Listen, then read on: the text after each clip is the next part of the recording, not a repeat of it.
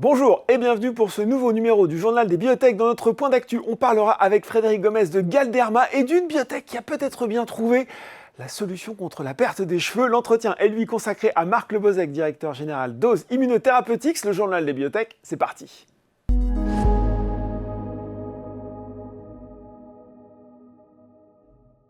Et je retrouve pour ce dernier point d'actualité de l'année 2025 Frédéric Gomez, analyste chez Pharmium Securities. Bonjour Frédéric. Bonjour. Bon, et on va vous rendre hommage, tiens, pour commencer. Ben oui, parce que c'est un dossier qu'on avait évoqué il y a longtemps sur le plateau du Journal des Biotech, Galderma. Et qu'est-ce qu'on a appris récemment? C'est que L'Oréal était encore sous le charme de Galderma, puisqu'ils ont pris 10% de participation supplémentaire. L'occasion de revenir sur ce dossier que vous nous aviez présenté il y a quelques mois de ça. Alors c'était l'année dernière, donc c'est pas si vieux que ça, c'était il y a une petite année, parce que c'était en septembre de mémoire. Et oui, L'Oréal est a priori complètement accro, séduit, enfin voilà, il y a une love story entre L'Oréal et Galderma, puisqu'ils ont renforcé leur position. Alors c'est vrai qu'il y a les fonds historiques, les fonds de private equity qui sont vendeurs, donc on sait qu'il y a un volume d'actions qui est censé partir, parce que ces gens ont fait, on va dire, leur travail. Donc maintenant que la société est cotée, ils n'ont pas forcément vocation à rester au capital de Galderma. Et c'est vrai qu'ils ont une facilité à trouver une compensation, puisque c'est L'Oréal qui est là et qui joue ce rôle. Et ils sont montés à 20%, donc c'est pas neutre pour L'Oréal et pour Galderma également.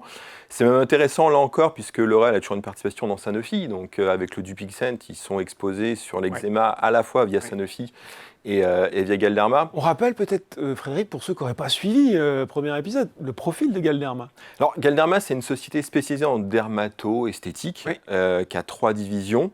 Alors, une division qu'on peut dire Botox-like, tout ce qui est médecine esthétique avec de la toxine botulique, des acides hyaluroniques, donc des combleurs, et qui marche pas trop mal, parce que c'est un marché qui est toujours en croissance à 2 chiffres, donc c'est du petit 10% de croissance annuelle, donc c'est toujours ça de prix, sachant qu'ensuite, en plus, on voit que AbbVie, après son acquisition d'Allergan, parce que le Botox était dans les mains d'Allergan, AbbVie a racheté Allergan et ils ont certes entretenu le Botox, mais on ne peut pas dire que AbbVie a vraiment boosté ou été pushy moteur derrière. Donc ça a créé une opportunité pour Galderma qui a pris les parts de marché AbbVie, donc ça c'était plutôt une bonne chose. Et puis c'est vrai que l'effet Ozempic Face du GLP-1 où on a un amaigrissement au niveau... les bajoux, voilà, ça aussi fait un peu de pub pour à la fois le comblement. Donc ça, c'est une division historique qui est une belle division de Galderma. Ils ont une division aussi OTC. Et surtout, la thèse d'investissement, quand on l'avait évoqué il y a un an sur ce plateau, c'était plus la division pharmaceutique et les produits thérapeutiques avec le fameux Nemluvio, qui a été lancé notamment dans l'eczéma et qui après...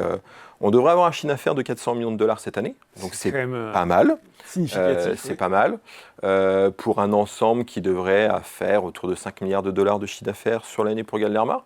Donc une success story parce que la société a bien exécuté. Nemluvio est peu ou prou en ligne, voire supérieur aux attentes. Donc on a un lancement qui se passe très bien. Les divisions historiques qui résistent bien et qui continuent à afficher une croissance, on va dire, acceptable ou bien perçue. Donc tout ce cocktail fait qu'on a au final des gens qui sont contents, c'est une valeur suisse, donc en CHF. Certes, il y a un peu de dette, mais alors, le côté CHF rassure certains investisseurs dans l'environnement macro qu'on connaît. Il y a un super CEO parce que Flemming Ørnskov, qui est il a un peu de bagage derrière lui, parce qu'il a été chez Shire, qu'il a vendu, il a été chez Bausch & Lomb. Donc c'est quelqu'un de très bien. Donc là, dans l'autre, on a tous les éléments qui favorisent une belle performance boursière. C'est vrai qu'elle a fait x2. Est-ce qu'aujourd'hui, justement, c'est pas valorisé à son juste prix? Ah, question difficile. Alors quand on regarde les multiples, ça commence, je ne vais pas dire... C'est un peu tendu. Je ne vais pas dire que ça commence à faire mal à la tête, mais on a des beaux multiples. C'est ça. Donc après, la question fondamentale, c'est quelle est la source d'upside? Est-ce qu'il y a encore de l'upside ou pas sur les cours actuels? Moi déjà, je m'étais dit 150, c'est une belle première barrière. On est monté à 160. En séance, hier, on a fait 168. Donc elle continue. Il y a forcément moins à gratter que ce qu'il y avait il y a un an. Maintenant, je serais tenté de dire que tant que la société n'annonce pas de mauvaises nouvelles, tant que Nemluvio surperforme le marché, il y a toujours encore il y a des bonnes bases. Il y a toujours encore moyen d'aller gratter peut-être encore quelques 10-15 francs suisses potentiellement. Alors 10-15 francs suisses sur 160, c'est pas 10-15 francs suisses sur 70 ou 80. C'est sûr. Il y a encore à gratter un petit peu. Maintenant, ça reste une belle valeur. La question fondamentale sur l'entrée de L'Oréal, c'est quelle est la finalité de L'Oréal? Parce que L'Oréal, on voit très bien la finalité sur Sanofi, les rapports historiques entre les deux sociétés. Et L'Oréal est passif dans Sanofi, parce que vu le dividende qu'il touche, voilà, c'est super pour eux. Ouais. Là, il n'y a pas de dividende réel, enfin, il n'y a pas cet attrait-là encore dans Galderma. Mais il y a des synergies qu'on devine, en tout cas. Alors, la grosse question, c'est ce qu'à un moment donné, il n'y aura pas un découpage de Galderma. C'est-à-dire que L'Oréal, je dirais, la thérapeutique, c'est pas mon truc, donc à la rigueur, vous faites un spin-off de la thérapeutique. Et moi, je récupérais quelques autres actifs dans Galderma. Alors, c'est vraiment la spéculation, parce que là, je pense que c'est pas d'actualité. On n'y est pas encore. Mais peut-être qu'à un horizon de X années, c'est peut-être quelque chose qui se produira. Pour vraiment bien comprendre le rationnel de cette rentrée en force de L'Oréal dans Galderma. Voilà, société dont on vous avait parlé, et oui, il y a un an, sur le journal des biotech. On continue pour revenir en France avec Transgène qui a fait une augmentation de capital récemment. Oui, alors une belle augmentation de capital. Alors, il faut aussi analyser lire entre les lignes, parce que... c'est pour ça que vous êtes là, Frédéric. Oui, alors Transgène, bon, c'est un vieux dossier de la place parisienne. Des biotech historiques exactement. Françaises, oui. Qui est bien connu, qui est quand même largement financé, perfusé, on pourrait le dire en IV, par le groupe Mérieux. Donc c'est vrai que c'est une société qui a connu des hauts et des bas dans son histoire boursière. Là, on avait quand même depuis quelques années une trésor qui n'était pas forcément très importante, en tout cas très loin d'être suffisante pour rivaliser avec les acteurs américains, parce que entre le 31 mars 2023 et même maintenant, on avait une trésor en clôture de trimestre qui oscillait entre 7 millions d'euros et 17 millions d'euros. C'était pas quand même une trésor très, très massive. Là, on était à 12,8 à la fin septembre. Et c'est vrai que Mérieux a toujours octroyé des facilités de crédit, de financement à Transgène que Transgène utilisait au fil de l'eau. Maintenant, il y a un moment donné, il y a quand même des limites à ce système-là, parce que c'est bien, la société continue à avancer, mais... pouvoir avancer à un moment de façon un peu plus rapide quand même. Voilà, quand on veut faire des investissements massifs et des belles études cliniques, il faut plus de moyens financiers que de se contenter d'avoir 10 millions par-ci ou 15 millions sur le compte en banque pour avancer un petit peu. Donc ce besoin de financement, il était impératif et nécessaire. Là, ils font un beau tour de table. Maintenant, ils font un beau tour de table, mais il y a quand même 87% de l'argent qui vient soit de Mérieux, soit du groupe Dassault. On a toujours... les actionnaires historiques, on va dire, les partenaires historiques qui sont là, quoi. Voilà, on a deux piliers qui sont là pour maintenir à flot la société. C'est vrai que dans ce genre d'opération, c'est quand même mieux quand il y a une ouverture du capital un peu plus large. Idéalement, il y a des fonds US ou des fonds spécialistes européens ou US qui rentrent aussi. Et là, ça ne semble pas forcément être le cas. Ou si c'est le cas, ce n'est pas dans une proportion majeure. Donc c'est bien pour la société parce que maintenant on a une visibilité au-delà de mi-fin 2026. Donc ça lui donne les moyens de son ambition pour aller au moins jusqu'à 27 voire 28 et créer des échelons de valeur.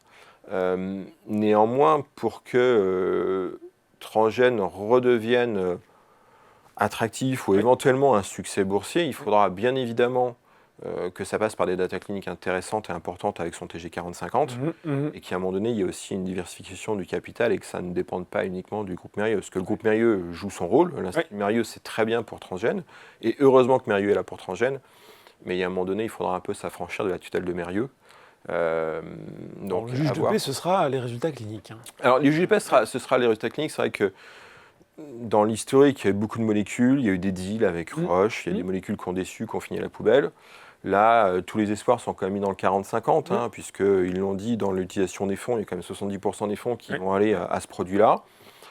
Pour le moment, on a des choses intéressantes, prometteuses. Maintenant, là encore, c'est beaucoup trop tôt pour vraiment avoir une forte conviction sur l'intérêt et l'efficacité ou non.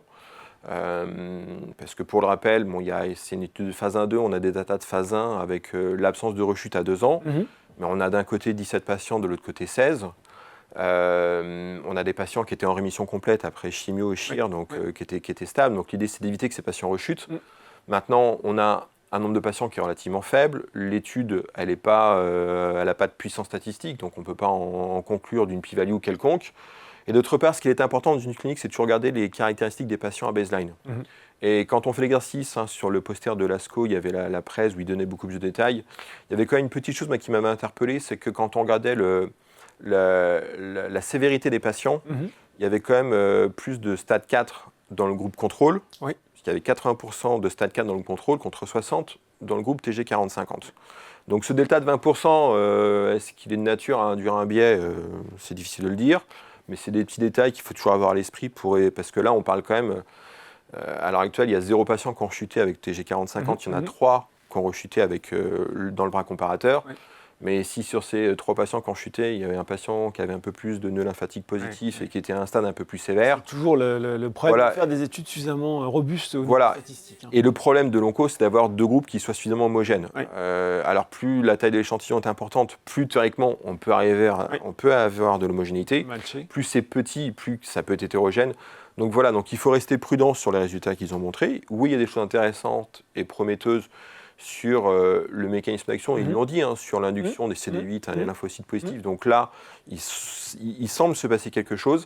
Maintenant, corréler cette action immunitaire avec l'impact sur le DFS, le Disease Free Survival, donc l'absence de rechute, il faudra une étude avec de la puissance statistique, avec une taille d'échantillon plus importante, pour vraiment savoir si le produit est efficace. Il y a des choses encourageantes, mais il va falloir faire plus. À confirmer.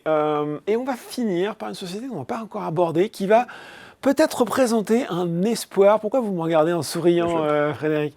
Non, blague à part, Cosmo Pharmaceutical, qui fait quoi? Une crème anti-calvitie. Alors c'est vrai que, pardon, il faut le dire, on est loin du cancer, on est loin des choses beaucoup plus graves, mais ça concerne des millions d'hommes, sans véritable réponse thérapeutique aujourd'hui. On peut le dire, ça, pour le coup. Alors, c'est exact. Alors, les résultats, c'est vrai qu'ils sont...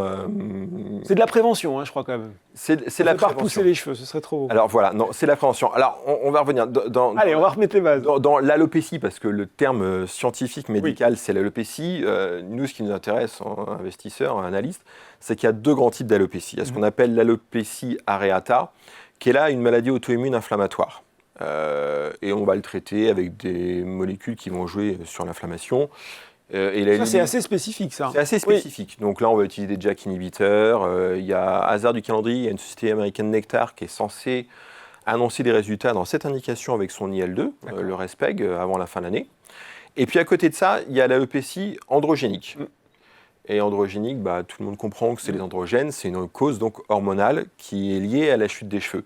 Et Cosmo a travaillé dans cette alopécie, l'alopécie androgénique. Qui concerne beaucoup d'hommes. Voilà, la grande majorité des hommes. Exactement. Alors, on est tous au courant parce que voilà, c'est lié. Alors certains disent que c'est lié à un excès de testostérone. C'est ce qu'on lit parfois. C'est ce qu'on lit parfois. Donc là, au final, ce qui se passe, c'est que, alors c'est pas la testostérone, c'est un de ses dérivés. Il y en a 10 hydroxytestostérone, DHT.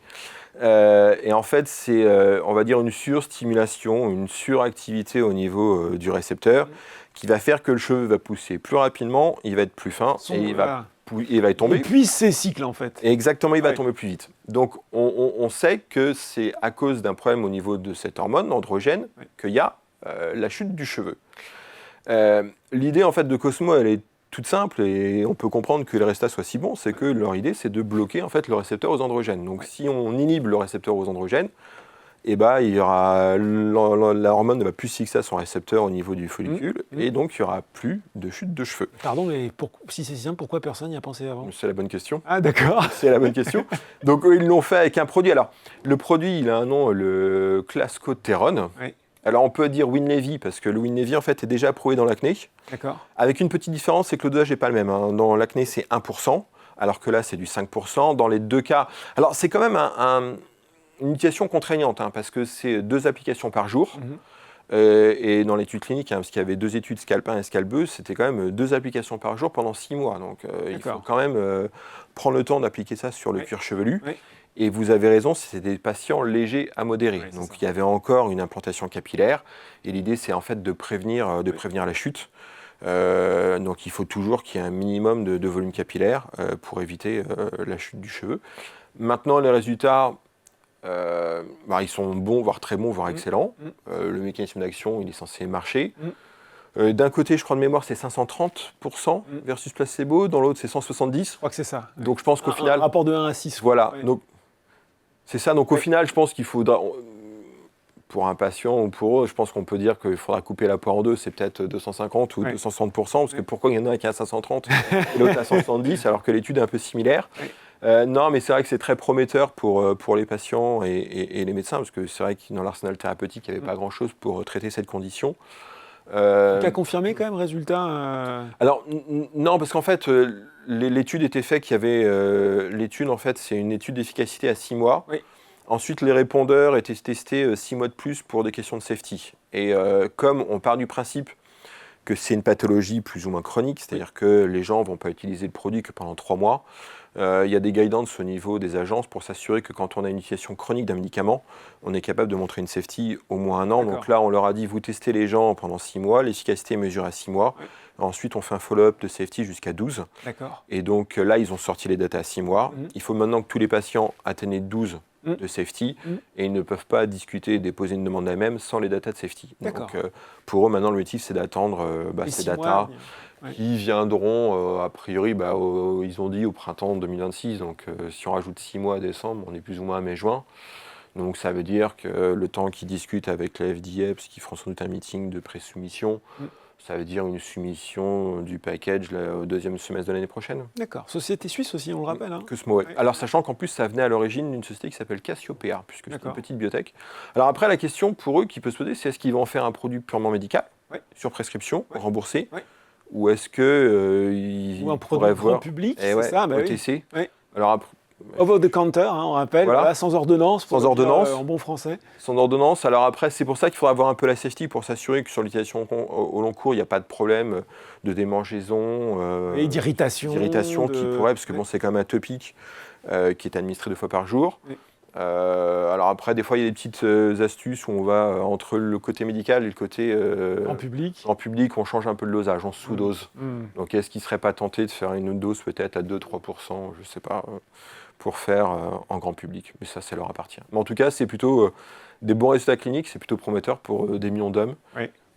Pour d'autres, c'est trop tard. D'autres, c'est trop tard. Qui aimeraient préserver encore une zone fournie. Voilà, il fallait qu'on vous en parle. Cosmo Pharma, société suisse. Donc, merci pour ce point d'actu, Frédéric. Merci, Laurent.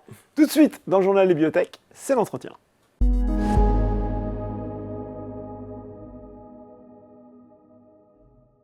Et je reçois pour l'entretien Marc Lebozec, directeur général d'Ose Immunotherapeutics. Bonjour Marc. Bonjour Laurent. Bon, vous venez de prendre la direction générale par intérim d'Ose Immunotherapeutics dans un contexte de crise de gouvernance qui a marqué les derniers mois. On ne va pas refaire toute l'histoire parce qu'elle est assez longue et beaucoup de choses ont déjà été dites. Peut-être résumer rapide quand même des causes principales de cette crise. Oui, c'est assez difficile de comprendre ce qui s'est passé quand on est un peu extérieur, même si moi j'ai été conseil de la société, conseil externe pendant la période octobre 2023, juin 2024, et où ça se passait de façon très harmonieuse et c'était très agréable. Le point de départ, je pense, c'est une estimation de marché sur Tedopi dans le cancer du poumon qui était mise et qui crée une dissension, et ensuite le ton est monté et ils se sont engueulés, littéralement, comme dans une famille. Et je pense que c'est effectivement, un peu les défauts de leur qualité, sont des gens très enthousiastes qui peuvent passer des nuits et des week-ends au labo parce qu'ils ont une idée, parce qu'ils ont une manip. Et la contrepartie, c'est que quand ça va mal, ça va mal très vite, très fort. C'est des gens qui sont très forts dans l'émotion. Et c'est regrettable, mais voilà, maintenant c'est comme ça, il faut regarder devant. Bon. Donc on a le départ de Nicolas Poirier, renouvellement du conseil d'administration, ça a été vécu comme un tournant. Comment rassurer les gens qui nous regardent, les actionnaires individuels, sur la stabilité de la gouvernance aujourd'hui ? Alors, moi, typiquement, je suis directeur général par intérim, mais je suis surtout administrateur. Donc, je suis là pour un certain temps et je fais partie de ce qu'on appelle les vétérans de l'industrie. Donc, j'ai beaucoup d'expérience. Il y a aussi Alexis Perrol. T'as un rappel rapide sur votre parcours quand même, Marc. Ouais. Alors, je ne suis pas scientifique de formation. J'ai découvert le monde des biotech par hasard en faisant du conseil. Et j'ai trouvé ça incroyable. J'en suis jamais sorti. Et j'ai créé ma première société de biotechnologie en 1998, qui s'appelait Bioprotéines Technologies, en collaboration avec des chercheurs de l'INRA. Et on a mis au point un facteur de coagulation qui est accepté, qui permet de traiter l'hémophilie. Et pendant une vingtaine d'années, j'ai dirigé des entreprises. J'ai notamment accompagné André Choulica, le fondateur de Selectis, qui est un ami très cher, dans l'introduction en bourse de Selectis. Et je suis resté 7 ans à ses côtés. Et en 2014, j'ai créé un premier fonds d'investissement en collaboration avec Financière Arbevel, sur la thématique qui est que, enfin, en tout cas mon appréciation qui était qu'on a énormément d'innovation en France et en Europe généralement, mais en particulier en France. Mais en revanche, on n'a pas réussi à créer de richesse véritablement sur ces innovations-là. Et l'un des points faibles, me semble-t-il, c'est la pauvreté de l'offre de financement privé. Financement public, on a le crédit d'impôt recherche, le statut de la jeune entreprise innovante, la BPI, c'est génial. L'environnement est vraiment super bien fait. Mais on n'a pas de relais de financement privé. Donc j'ai créé d'abord un OPCVM au sein de Financière Arbevel, puis ensuite j'ai créé un FPCI, parce que dès que j'ai un sous-vaillant, en fait, j'ai un trouble obsessionnel compulsif, j'investis dans des sociétés innovantes en santé. Et j'en parlais à mes petits camarades et on s'est dit, mais tiens, ça pourrait plaire à nos clients. Et donc j'ai créé un FPCI d'une 40aine de millions d'euros. J'ai fait 11 investissements, 10 en France, par conviction, par démarche, sur une démarche cocardière. Et j'avais déjà 2 sorties, donc ça se profilait bien. Et puis l'histoire d'Arbevel a changé, puisqu'il y a eu une opération capitalistique, puis une deuxième, ce qui est tout à fait légitime. Ça ne correspondait plus complètement à mon envie. Et donc depuis 2 ans, un peu plus de 2 ans maintenant, j'accompagne des sociétés essentiellement sous la forme de conseil. Comme je suis quand même assez enthousiaste, j'ai recréé une société avec des copains l'année dernière qui s'appelle Neurodix, qui est une petite molécule dans les maladies neurodégénératives. Et voilà, j'accompagne pas mal de sociétés parce qu'effectivement, je suis une des rares personnes à avoir été et entrepreneur et investisseur. Important. Et donc justement, sur cette stabilité de la gouvernance, aujourd'hui, vous êtes rassuré là-dessus, ça va bien se passer maintenant ? Oui, alors, il y a une vraie stabilité de la gouvernance au niveau direction de l'entreprise, avec des équipes remarquables. Ça, c'est moi qui y suis maintenant depuis 2 mois et demi, c'est une très très bonne surprise. Vous avez des gens vraiment de très grands talents, avec une grande complémentarité.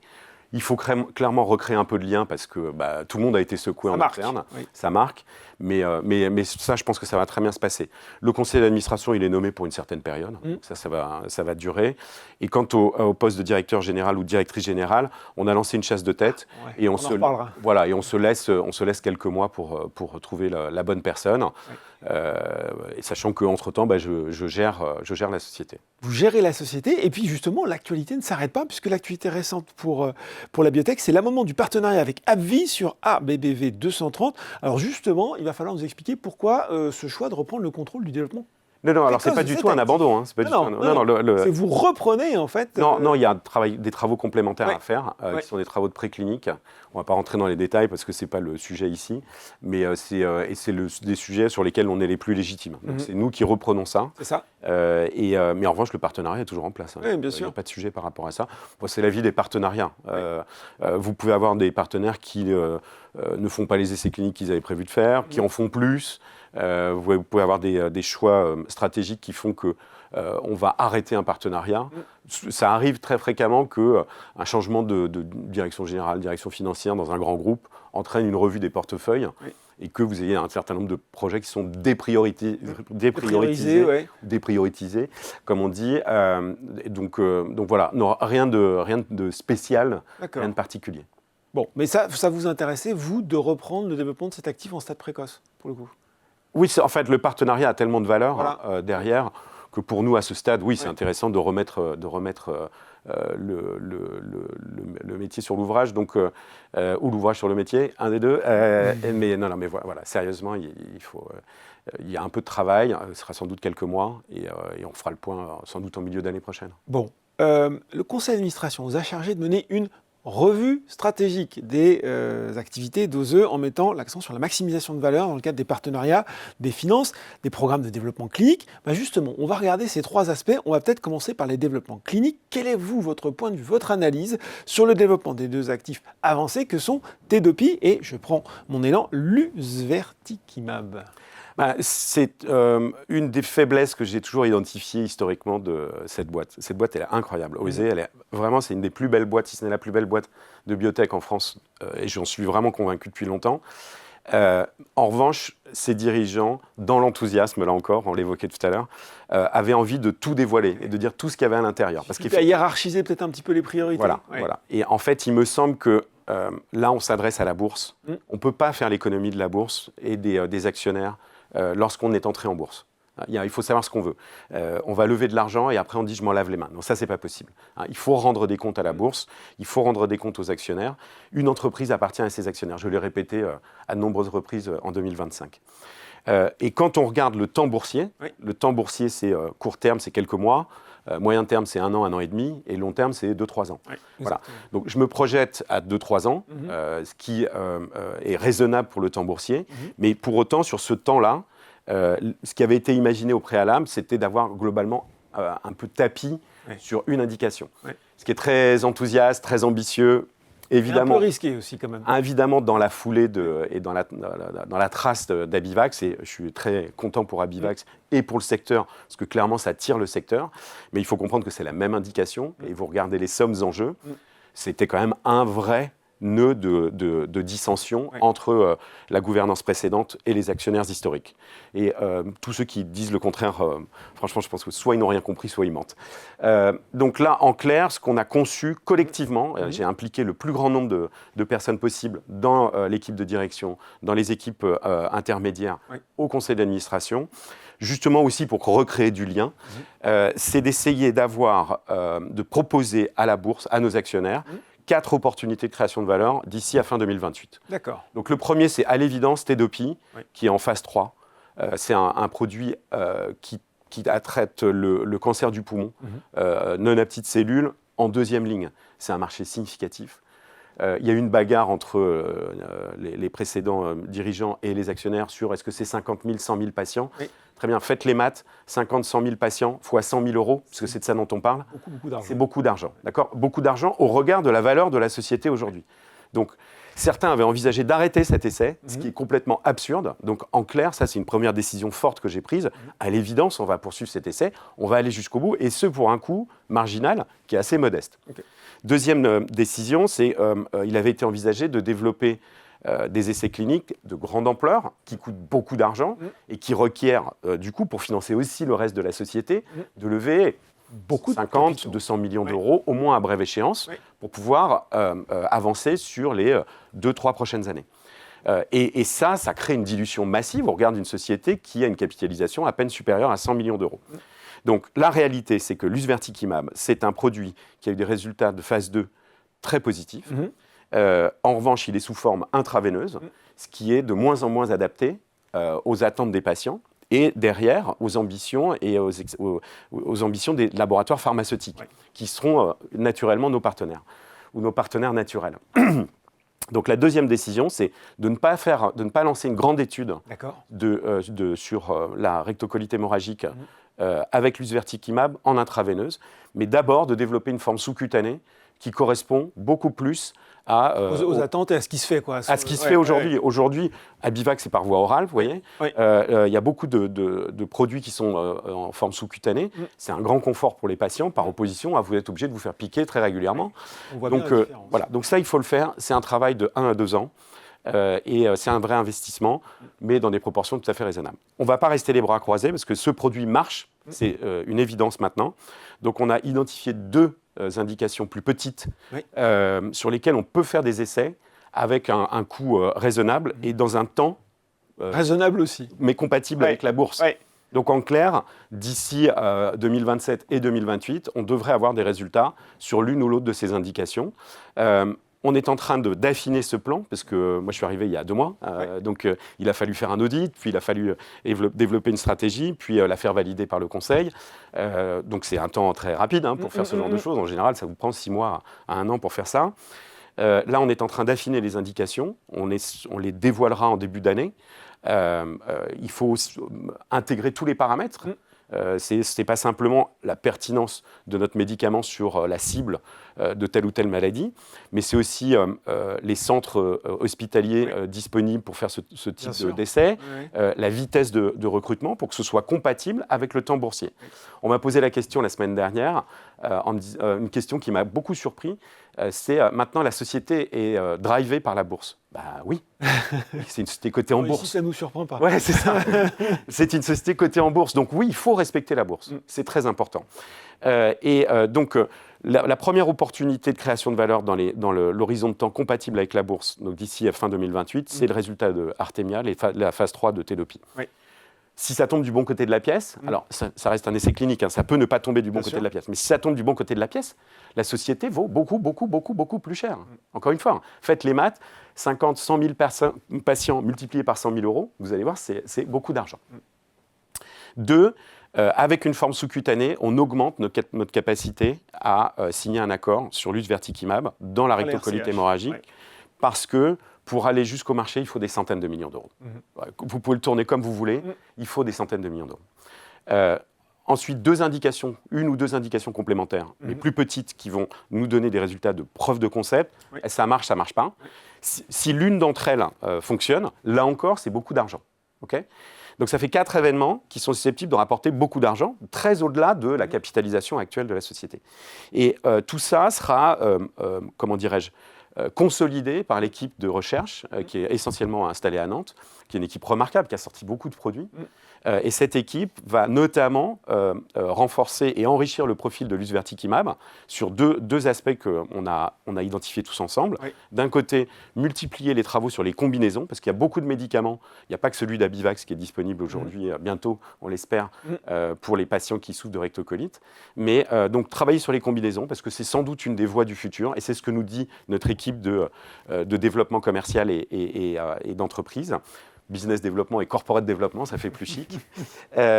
Et d'autre part, on va aussi investiguer, travailler, notre équipe de recherche va travailler sur le fameux biomarqueur qui avait été mis en avant, qui est une très, très jolie idée. Il y a des premiers signaux, mais c'est très précoce.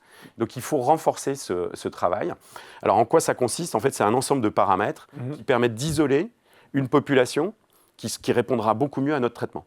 Alors, c'est quoi des paramètres ? Ça peut être un taux de telle protéine dans le sang, ça peut être une coupe, une biopsie qui va vous donner un profil de vos cellules. Capable d'identifier les bons patients, quoi. Identifier les bons patients. C'est ce que ça veut dire, un biomarqueur. Voilà.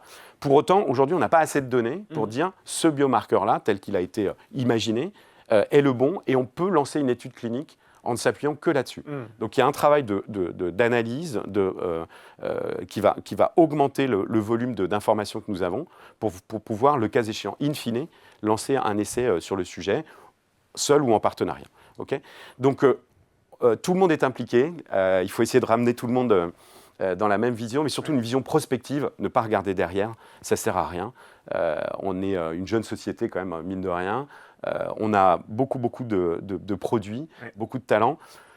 Mon propos, c'est de dire aujourd'hui, à la bourse, on va se focaliser sur les 2 actifs les plus avancés. Bien sûr. Et ça va créer de la valeur pour les actionnaires, et pas sur une indication, et pas sur un produit. On a la feuille de route à 3 ans et vous m'avez tendu la perche pour une transition toute trouvée. Quelle place peuvent prendre les partenariats dans cette stratégie ? Alors c'est... Évidemment, on a tous envie d'avoir des partenariats avec des dizaines de millions ou des centaines de millions. Il y a des discussions en cours. On a une très bonne équipe de business développement.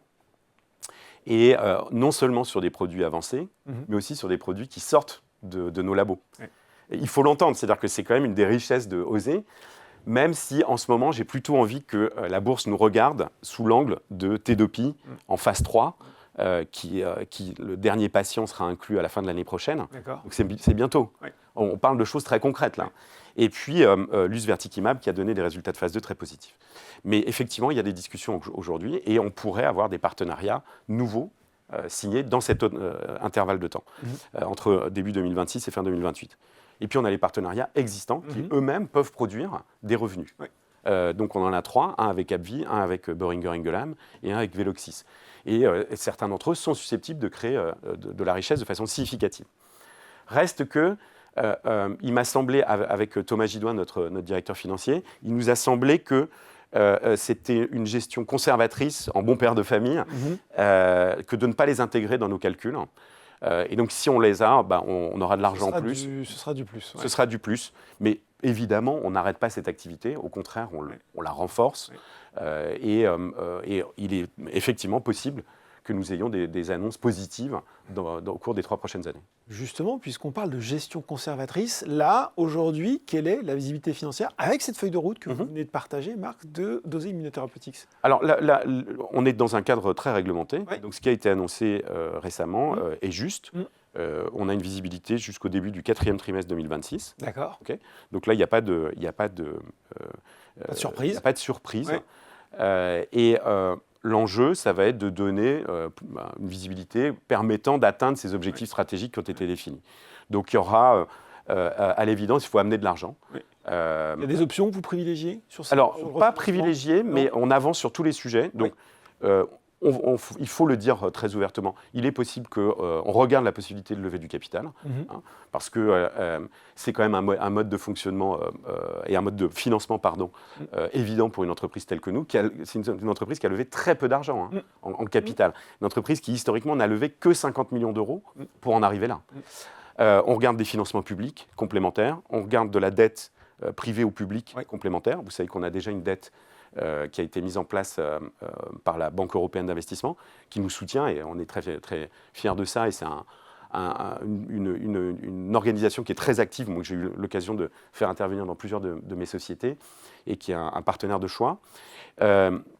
Et puis évidemment, des revenus de partenariat, on l'espère, mais on ne les a pas intégrés dans nos calculs. Voilà. Donc ce sera un équilibre entre tout ça, dans des montants qui seront très significativement inférieurs à ce qui avait été envisagé précédemment. Bon, vous l'avez dit, il y a l'idée de, entre guillemets, rendre des comptes à la bourse. Est-ce que côté communication scientifique, financière, vous avez aussi envie d'en faire plus que ce que vous faisiez jusqu'à présent? Alors d'en faire plus et plus simplement. Ouais. J'ai beaucoup de sympathie, de respect, d'admiration pour tout ce qu'ils ont fait, tous. Même ceux qui sont fâchés entre eux, c'est pas le sujet. Ils ont beaucoup de talent. Mais encore une fois, je pense qu'à un moment, quand on est trop enthousiaste, trop amoureux de ses produits et de ses projets, pas forcément très lisible. On perd un peu de vue, justement, un peu les grands principes de la communication, et on a du mal à s'adapter à la personne qui est en face de vous. Une de mes vertus, c'est au moins pendant le temps où je serai là, c'est de simplifier au maximum, de donner les grandes lignes, et après, typiquement, on fait un webinar tout à l'heure pour expliquer notre stratégie en détail à nos actionnaires. Si les uns ou les autres veulent entrer un peu plus dans le détail et avoir plus d'informations, on peut faire des sessions spécifiques sur le lus verticimab, sur l'inflammation, sur l'immuno-oncologie, tout ce qu'on peut imaginer. Mais il me semble que le message principal de la direction générale de l'entreprise et de la direction financière, qui est ce qui doit être la figure ou les figures de l'entreprise face à la bourse, doit être un message relativement simple, clair, lisible. Et oui, on va augmenter très significativement notre volume de communication vis-à-vis des institutions financières, qu'elles soient des institutions publiques, privées, mais que ce soit des particuliers ou des instituts, ou en France, en Europe, aux États-Unis. On va faire beaucoup de communication dans les prochains mois. Pour une raison très simple, c'est qu'il faut révéler la valeur qu'il y a dans cette entreprise. Il y a peu de gens qui la connaissent. Il y a peu de gens qui se rendent compte qu'elle est en phase 3, très avancée. Sur le cancer du poumon non à petites cellules, en deuxième ligne. Encore une fois, il suffit de dire ça, et vous savez que vous avez un potentiel de création de valeur en centaines de millions ou en milliards. C'est de ça dont on parle. Donc, je pense que d'une façon ou d'une autre, on l'a oublié. Ça a été mis de côté ces dernières années. Je le regrette. Charge à nous de marteler ça et de battre la campagne pour aller convaincre des institutionnels, des particuliers, de revenir sur la valeur ou d'y venir. Bon, le savoir-faire et le faire savoir, comme on dit. Vous êtes en mission, vous l'avez dit, intérim. On a la stratégie. Il y a des recrutements qui sont lancés pour un nouveau directeur général, une nouvelle directrice générale. Quel profil il doit avoir pour finalement assurer la bonne réalisation de ces stratégies? C'est une très bonne question. On est au début du processus, donc ça va prendre quelques mois. Moi, je suis administrateur, donc je suis aussi impliqué dans ce processus-là, évidemment. Moi, je pense que je rassemble pas mal de qualités nécessaires pour ce poste-là. J'ai sans doute pas. Vous pourriez rester ?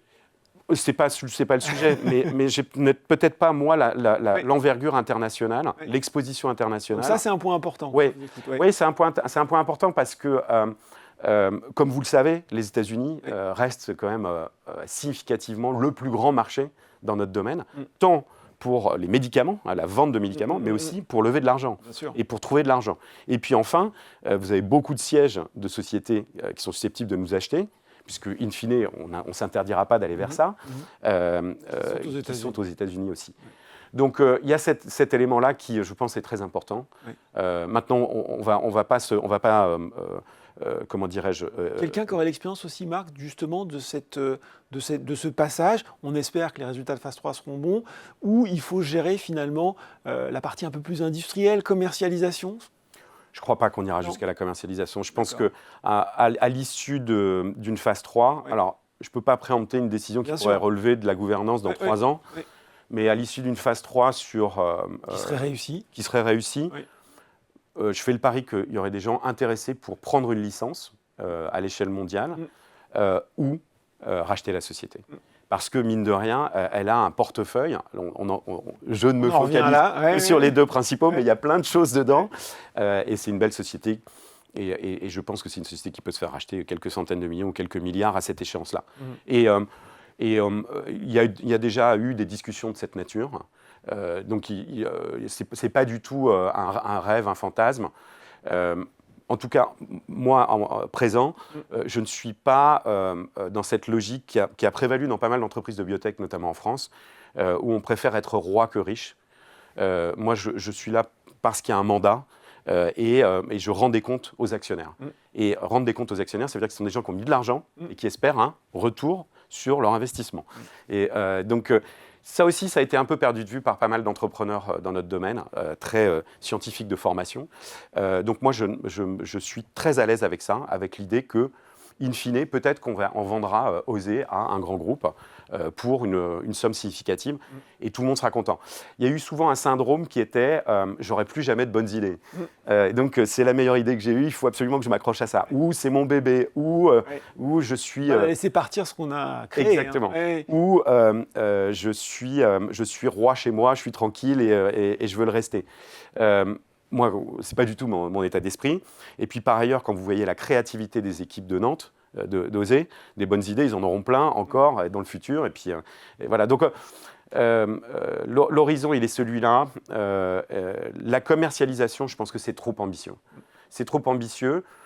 Maintenant, encore une fois, on ne sait jamais. Il y a des gens qui l'ont réussi. Je pense à Argenix, qui est allé jusqu'au bout sur myasthenia gravis, sur une indication. On parle souvent sur le plateau du journal des biotech. Qui est une entreprise qui vaut 40 milliards maintenant, donc, et qui pendant longtemps valait 300 millions, et qui a décidé d'aller jusqu'au bout. Donc, encore une fois, n'insultons pas l'avenir et voyons ce que ça donne. Le sens de la formule et des explications très complètes sur la situation et les ambitions d'Ose Immuno. C'était Marc Lebozec, directeur général de la biotech. Merci Marc. Merci beaucoup. Et je rappelle, si vous le souhaitez, qu'effectivement un webcast est organisé ce soir par Ose Immuno Therapeutics. Le journal des biotech, c'est fini pour aujourd'hui, mais on se retrouve très bientôt pour un nouveau numéro.